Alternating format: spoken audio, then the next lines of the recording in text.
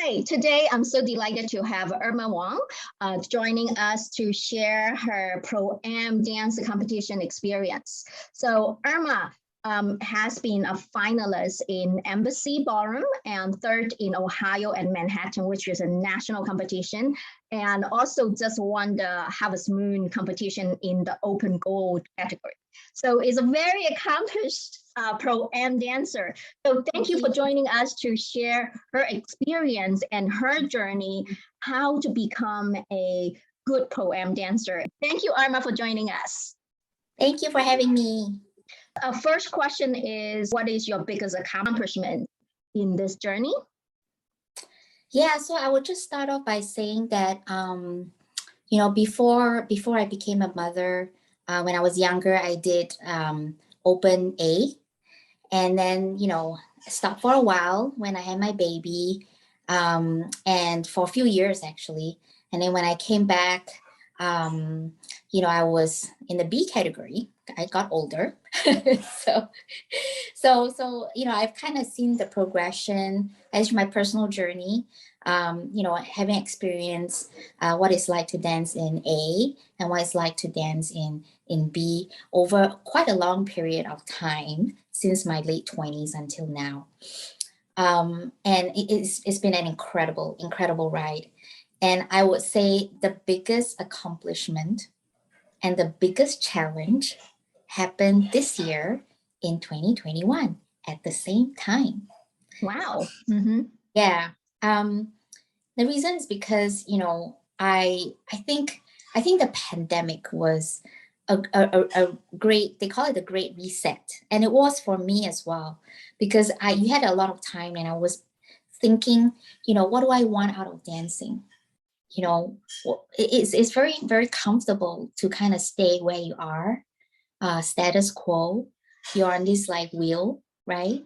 And you're just kind of going through the motions.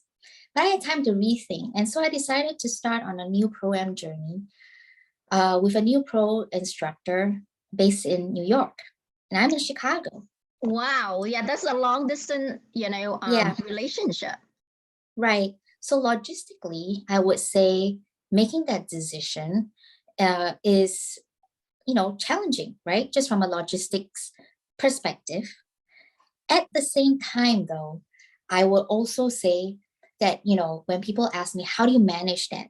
Wouldn't that slow down your development, your progress, your learning? Actually, the opposite is true. It is a challenge, yes, but it accelerated my dancing so much that even I was surprised by it. And, Irene, I think the last interview you did with, was it Eddie Simon? Yes. Eddie mentioned a very critical point that I think needs to be highlighted is taking responsibility for your own dancing. When you're a Pro-Am dancer, there is a tendency to kind of lean on the teacher, right? Yeah. You depend on them to know the routines. You depend on them to understand the music, the rhythm, the counts, right? And your weight.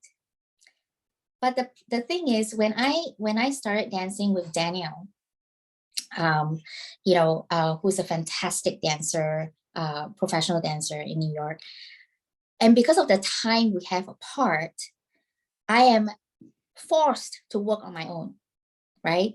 And there's a lot of things that Pro-Am dancers they kind of miss. No matter what, you can be bronze, silver, gold, whatever it is, that you need to take responsibility for your own dancing and understand on your own, not beyond the steps, beyond the choreography. What is my own timing? What is my weight? And when you practice on your own and you spend a good amount of time on your own, my gosh, your dancing will accelerate. And that was my biggest accomplishment, because I used to never understand in perfection my timing. Now I know this is my biggest accomplishment. I know my timing inside out, all 5 routines. I know I'm still working on it, but I'm getting much better in knowing like where my weight is, where my balance is. And that's really critical. doesn't matter what level you are. And I took it for granted. Before, I was always kind of just being very overly dependent on the pro. And I see that in a lot of pro-am dancers. And I never realized that I actually made that mistake for years. I'm still doing that. I need to raise my hand. Guilty as a count. Yeah, so that was actually my biggest accomplishment. Like just being able to dance all 5 routines on my own. And it's I had the fortune of taking lessons from Shirley Ballas and Carolyn Smith, 2 of the greatest female coaches today, and they both say the same thing. Irma, you need to be able to stand on your own feet and dance your routines by yourself when you're practicing. Yeah. That is such a good advice. So, I think I myself sometimes is very lazy to practice by myself. So that is the one big takeaway for me. Right. Also, Eddie Simon talked about all the champions, who are being successful. You need to be practiced and do your own thing, knowing your own stuff. So this is such a good advice. So how do you make a decision in picking a teacher? So I would say that, I've worked with 3. Daniel Hastuik is my 3rd pro-am instructor. And what I learned along the way is the number one most important thing that most people don't think about is I always choose a pro-am teacher whom I think is a very humble person. And I'll tell you why that's very important, because you want that relationship to be long-term. And a teacher who is humble does not assume that he knows everything and all he's doing or all she's doing is just dumping knowledge on you, right? Because I know it all. That should not be the attitude of a pro-am instructor.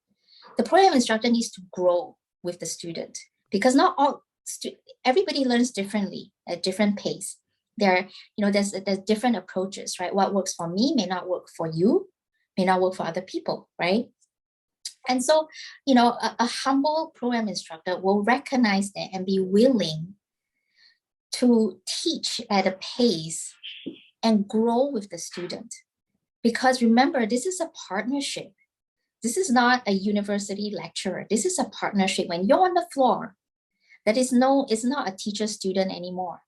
You are a couple, and he needs to grow with you in that partnership. So that is the number one factor, I think, when you choose, a pro-am instructor. Don't just go for the most high profile, the highest ranking. That's, I will tell you that is really, it's not the most important thing, in my experience. Of course, you want the second thing is you want somebody you have a rapport with, a good chemistry with, somebody you can trust, right? That's really important.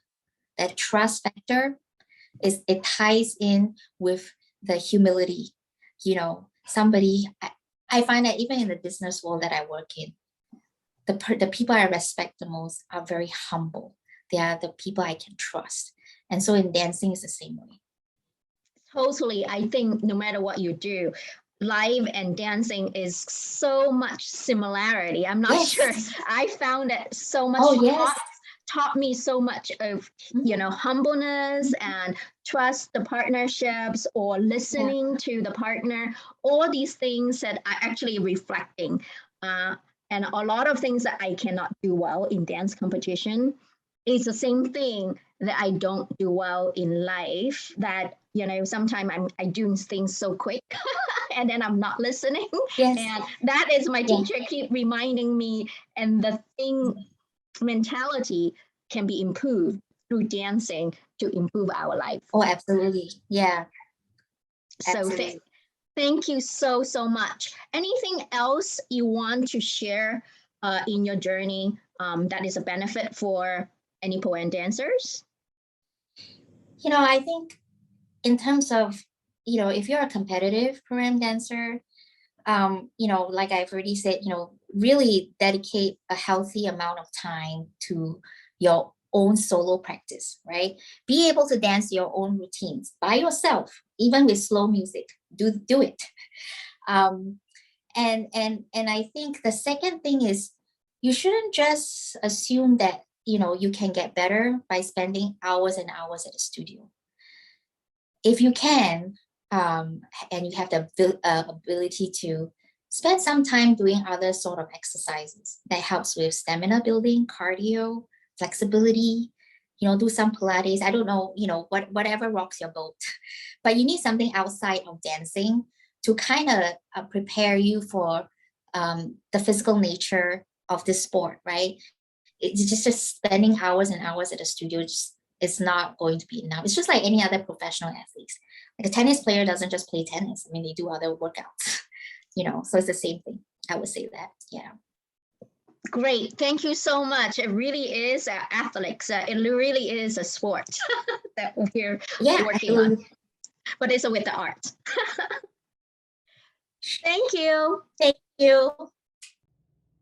I hope you find this video useful, and please give me a thumbs up and click the subscribe button to subscribe to my channel. And click the little bell button as well, so when I have a new video comes out, you will be notified.